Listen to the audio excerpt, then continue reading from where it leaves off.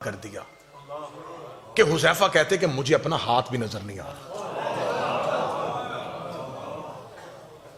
خطرناک پہاڑی، اندھیرا.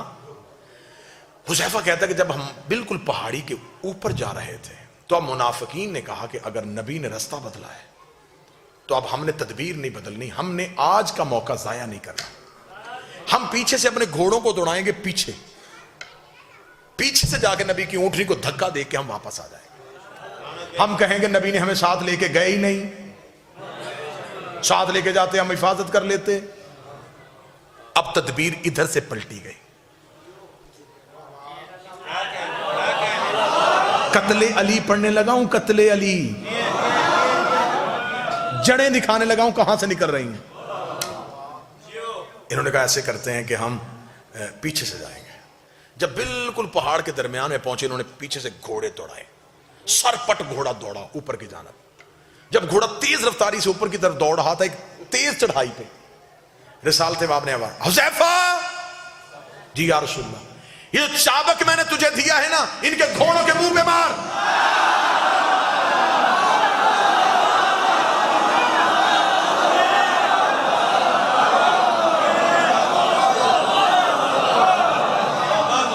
حذیفہ کہتا ہے کہ میرا سانس پھول گیا. حذیفہ کہتے ہیں، حذیفہ اس کی روایت کے وہ کہتے ہیں میں سمجھا کہ کوئی لوٹنے والے پیچھے آ رہے.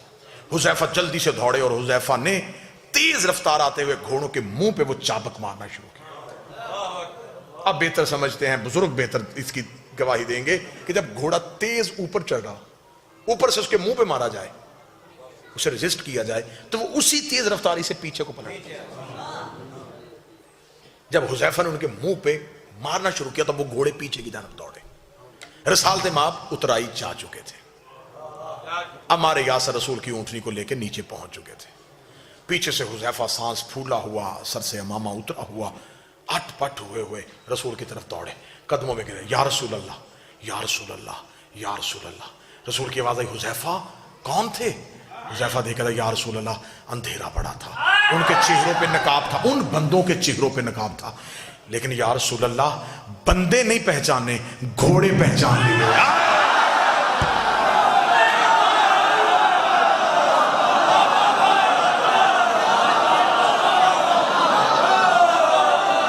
گھوڑے پہچان لیے. اب حذیفہ کہنے لگے، یا رسول اللہ یہ جو، کیونکہ عربوں میں گھوڑوں کی وجہ سے پہچان بڑی آسانی سے ممکن تھی. عرب تو کیونکہ سواری ان کی گھوڑا تھی، وہ تو گھوڑا بولتا تھا تو آواز پہچان لیتے تھے کس نسل کا ہے. اس کا میں نے بندے نہیں گھوڑے پہچان لیے، یہ فلاں فلاں کی سواری تھی. جب نام لگا رسول نے کہا خاموش. اب حکمت سننا، کھرا بالکل سر پہ پہنچ گیا ہے.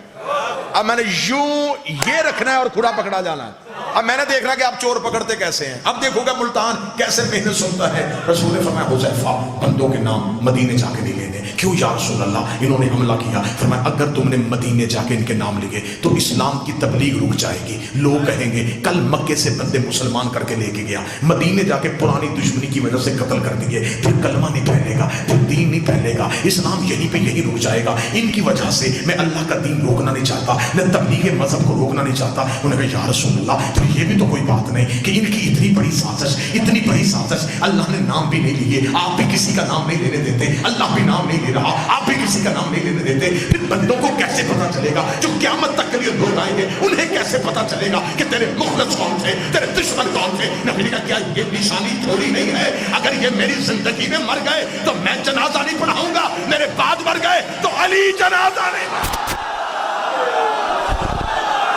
اس وقت بھی نہیں ہوتی تھی کہ 4 سال بعد زہر کا اثر، مطلب مجھے کہتے تھے یہ شہادت کا رتبہ اللہ تعالیٰ نے دینا تھا تو اس طرح دیا. تو ہمیں تو یہی بات بچپن سے ہی پڑھائی گئی تھی. تو یہ حدیث جو ہے نصر مستدرک میں نہیں، اور بھی کتب میں موجود ہے، عبداللہ بن مسعود سے کہ رسول پاک صلی اللہ علیہ وآلہ وسلم کی شہادت ہوئی ہے. اب ان کی شہادت کیا اس سے ہوئی ہے؟ یہودی عورت نے خیبر میں ان کو زہر دینے کی کوشش کی تھی. وہ تو رسول پاک صلی اللہ علیہ وسلم کا اعجاز ہے کہ وہ جب کھانا لایا گیا تھا تو وہ پیغمبر صلی اللہ علیہ وسلم نے کہا کہ یہ جو دمبا ہے دمبے کا جو ران تھا لیگ تھا یا بکرے کا لیگ تھا وہ مجھے کہہ رہا ہے کہ میں زہر آلود ہوں مجھے نہ کھاؤ. یہ تو ان کا اعجاز ہے. تو دوسرے نے ساتھ جو بیٹھا تھا وہ اسی وقت مر گیا تھا نا جس نے کھایا تھا. یہ تو ان کا اعجاز ہے یہی کہ بکرے نے کہا تھا ان سے. تو اگر اس نے کہا تھا اس کے باوجود انہوں نے لقمہ اٹھا کے کھایا, یہ تو کسی کتاب میں نہیں ہے. ٹھیک ہے نا. اور یہ کہ آپ فرما رہے ہیں کہ آپ کو سنایا جاتا ہے کہ وہ اسی زہر کے اثر سے مر گئے. آپ صحیح کہہ رہے ہیں, یہ بات کہا جاتا ہے. کہتے ہیں لقمہ منہ میں رکھا تھا. ہاں وہ یہ لوگ کہتے ہیں, کھایا نہیں کہتے ہیں یہ, لیکن حدیث کوئی نہیں ہے. حدیث کوئی نہیں کہ اسی زہر سے وہ مرے تھے. ٹھیک ہے نا. ابھی آپ زہر اگر کوئی شخص زہر کھا بھی لے نا, یا تو اسی وقت مر جاتا ہے یا بیمار ہو جاتا ہے. پھر اس طرح نہیں کو چلتا پھر رہا ہے. ٹھیک ہے, صحیح, وہ جنگیں کر رہا ہے, سفر کر رہا ہے, حج پہ جا رہا ہے, فتح مکہ کر رہا ہے. ٹھیک ہے نا. تو اس سے بات ایسے ہی ہے. حدیث کوئی نہیں ہے. اگر کوئی حدیث ہوتی ہے کہ بھائی انہوں نے خود کہا ہو میں اسی اثر سے مر رہا ہوں, تو پھر تو بات ہے نا, بات ہے. یہ تو صرف علماء کے نظریات ہیں. ان کو کیونکہ جنگ میں وہ شہید نہیں ہوئے, مدینے میں اور یا وہاں پہ یہودی وغیرہ تو طے نہیں, ان کا صفایا ہو چکا تھا کہ انہوں نے زہر دیا. تو پھر کس نے زہر دیا, پھر کس نے زہر؟ تو ان کو جب کچھ نہیں ملا, یہ ان کا استنباط ہے, ان کا اجتہاد ہے کہ اس خیبر والی زہر سے وہ مرے. یہ کوئی حدیث نہیں ہے. ٹھیک ہے نا, یہ کوئی حدیث نہیں ہے, یہ علماء کی باتیں. لیکن اہل بیت علیہم الصلوۃ والسلام کی جانب سے یہ روایت بہت ہیں. ان کے ازواج نے زہر دیا تھا. ان کے ازواج نے زہر دیا. ایک آپ کی ویڈیو میں نے دیکھی تھی, اس میں آپ نے عائشہ کی ایک جو نان سینسیکل بخاری کی تھی, نان سینس مطلب کیا کہوں, انگریزی میں کہوں, اردو میں کہوں, سینس نہیں بن رہا تھا اس حدیث کا کہ سب کو دوا کھلا دو. وہ کون سی حدیث؟ وہ میں آپ کو دکھا دوں. حدیث نمبر اس کا بتائیں. میں دکھا دیتا ہوں, بلکہ حدیث نمبر بھی دکھا دیتا ہوں. بخاری میں حدیث نمبر ہے وہ, اللہ آپ کا بھلا کرے, 4458 اور 5712, دو مقامات پر ہے. 4458 اور 5712. اچھا, وہ حدیث میں ایک دکھاتا ہوں, دونوں کی ضرورت نہیں ہے, پھر آپ خود دیکھ لینا. یہ کتاب ہے ٹھیک ہے, بخاری چاپ دار احیاء التراث العربی. یہ کتاب چھپی ہے سنہ 2012 میں, بلکہ 2001 میں بیروت لبنان میں. حدیث یہ ہے 4458. عائشہ کہتی ہیں لددناہ فی مرضہ, جب نبی صلی اللہ علیہ وسلم بیمار ہیں تو ہم نے ان کے منہ, لدود بولتے ہیں مریض بیمار کے منہ میں دوائی ڈالنا, ہم نے ان کے منہ میں دوائی ڈالی. فجعل یشیر الینا ان لا تلدونی, تو انہوں نے اشارہ کیا, یعنی شدید بیمار تھے, شاید بول نہیں سکتے تھے, صلی اللہ علیہ وسلم اشارہ کیا کہ مجھے دوائی نہ کھلاؤ, میرے منہ میں نہ ڈالا کرو. فقلنا کراہیت المریض للدواء فلم, تو ہم نے کہا کہ یہ بیمار ایسے ہی ہوتے ہیں کہ ان کو دوا مزہ نہیں, اچھا نہیں لگتا, کھٹا ہے وغیرہ, تو اس لیے ہم نے ان کو زبردستی کھلا دیا. اچھا, یہ بچے کے لیے ہو سکتا ہے, سردار انبیاء کے لیے نہیں ہو سکتا. ایک آدمی ہے 63 سال عمر ہے, پوری دنیا کا وہ لیڈر ہے, آخری لیڈر ہے بھائی اللہ کی جانب سے. اشارے سے منع بھی کر رہا ہے, اشارے سے منع بھی کر رہا ہے, اور نبی ہے, اور نبی ہے, اس کا ہر حکم واجب ہے, اطاعت کرو. اس کے باوجود اس کے منہ میں زبردستی ڈال رہے ہیں. اچھا, تو فرما رہے ہیں کہ ہم نے کہا کہ وہ ایسے بیمار کو جو وہ دوا کھٹی لگ رہی ہے, تلخ لگ رہی ہے.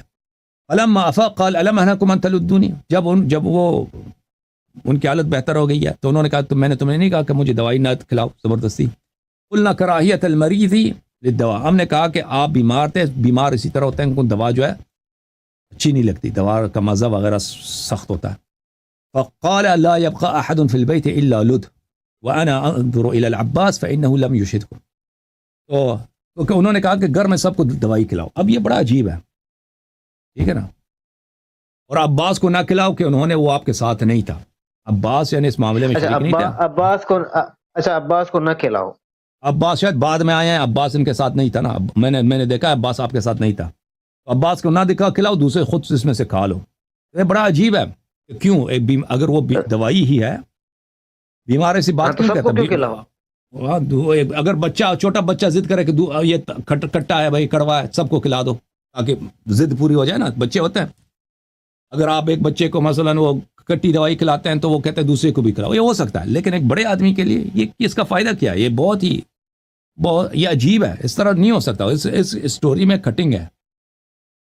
اگر وہ زہر تھا تو نبی صلی اللہ علیہ وسلم نے ان سے کہا کہ جیسے تم نے مجھے کہا تم خود بھی اس میں سے کھا لو نا. سینس تو یہ کرتا ہے. اچھا یہ کتنے عرصے بعد پھر انتقال ہوا ہے؟ پھر وہ حدیث میں نہیں کتنے عرصے بعد انتقال ہوا ہے، لیکن وہ اسی بیماری میں تھے، آخری بیماری میں، کہ جس کے بعد ان کے انتقال ہو گیا. ایک دن، 2 دن، 3 دن. آپ کی کتب ابھی میں اپنے کتب دکھاؤں گا، میں اپنے کتب ابھی دکھاؤں گا. تو اس روایت میں نہیں ہے کہ کتنے دن بعد، شاید 1 دن پہلے، 2 3 4 دن پہلے. دوائی کا اثر مختلف ہوتا ہے نا انسانوں پر. اور اگر یہ جو عائشہ نے زبردستی ان کو کھلایا ہے، اگر یہ زہر ہے تو میک سینس کرتا ہے کہ نبی صلی اللہ علیہ وسلم منع کریں کہ مجھے نہ کھلاؤ، کیونکہ دوائی ہے نہیں. اگر دوائی ہے تو وہ کیسے مخالف ہو سکتے ہیں دوائی کے؟